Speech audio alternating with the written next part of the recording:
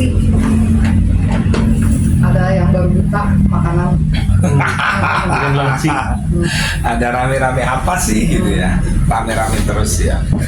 Jadi ini menyambut Ramadan.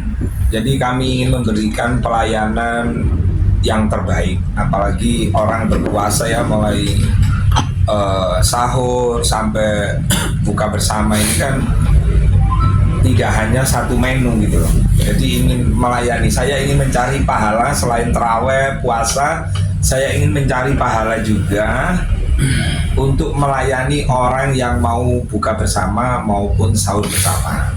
Tentu sebagai bentuk pelayanan adanya banyak pilihan menu. Kalau selama ini kan ada rawon, bidadari, terus kemudian sama bubur ayam hot, hanya 2 kan. Nah, menyambut Ramadan ini kita tambah sate kambing supaya pulih kembali. Kemudian ada sate taichan, ada sate ayam Madura juga. Dan ada menu baru lagi juga, yaitu tanggal 22 nanti itu diskon 30% seperti hari ini. Nah, yaitu soto mie Bogor. Waduh, enak. Ceritanya saya nemu orang jualan di pinggiran. Karena tak coba enak, tak lihat itu, wah orang ini perlu saya backup, saya support supaya bisa melayani lebih luas soto mie Bogor. Terus ada menu yang terbaru lagi yaitu nasi besek. Jadi nasi besek itu isinya ada mie, empal, paru, babat, serundeng. Serundeng itu kayak kelapa diparut tapi di itu ada bumbu kelapa gitu. Ada sambal bawangnya, ada mie-nya.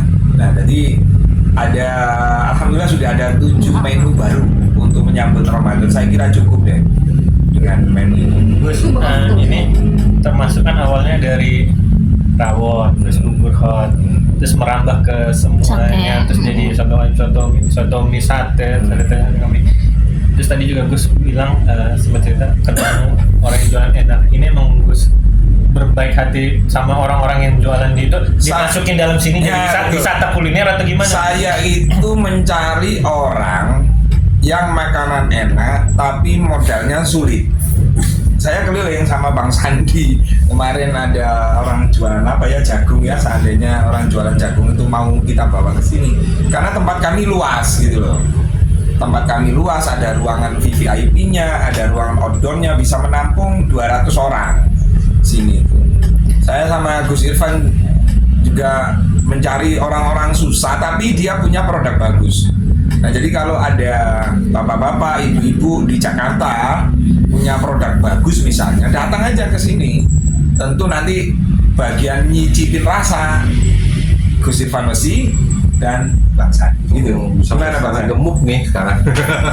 Bang Sandi itu mewah. Dalam satu tempat Gus jadikan ini sebagai wisata kuliner buat warga di wisata kuliner, wisata halal, dan wisata sedekah. Nah, nanti di bulan Ramadan ini saya juga, kalau di Rawon Bidadari Kediri kan kita tiap 2 hari sekali selama Ramadan, 2 hari libur, 2 hari libur, itu sahur gratis tapi nyuci piring sendiri. Nah, nanti di Jakarta nanti kita coba mungkin dalam 1 bulan itu berapa hari yang gratis makan rawon bidadari atau sate tapi cuci piring sendiri. Insya Allah.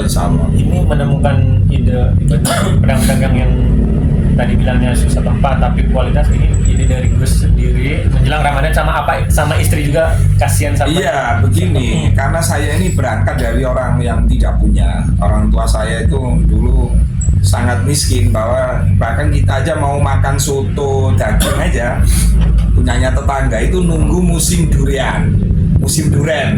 Karena kalau musim durian, orang tua saya, abah saya, umi saya itu uangnya banyak.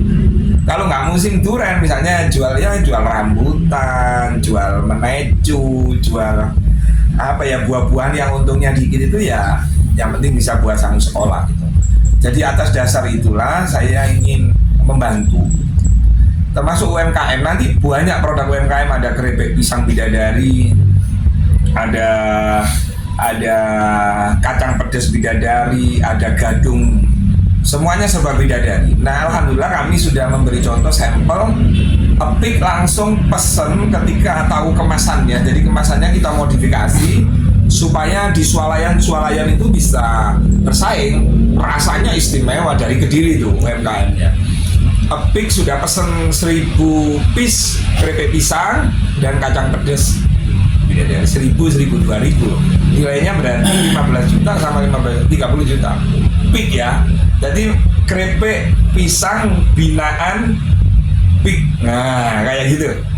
Berarti ada wacana dong Rawon Bidadari mau bikin kayak semacam Pujasera gitu. Kalau Pujasera itu kan kasirnya hanya satu pintu. Nah kalau di sini saya pasrahkan kepada yang menjaga, artinya pedagang kaki limanya. Saya percaya sama kamu, saksi kita Allah, hanya gitu aja. Dapat berapa saya terima. Nggak ada saya kasir untuk satu pintu, nggak ada. Berarti Gus hanya menyewakan tempat gitu atau gimana? Bukan menyewakan, ya sistemnya bagi hasil, tapi semua peralatan kita support. Misalnya orang jual sate nih, apa aja yang disupport, pandangannya, rombongnya, piringnya, ininya, sehingga mereka bangkit gitu loh.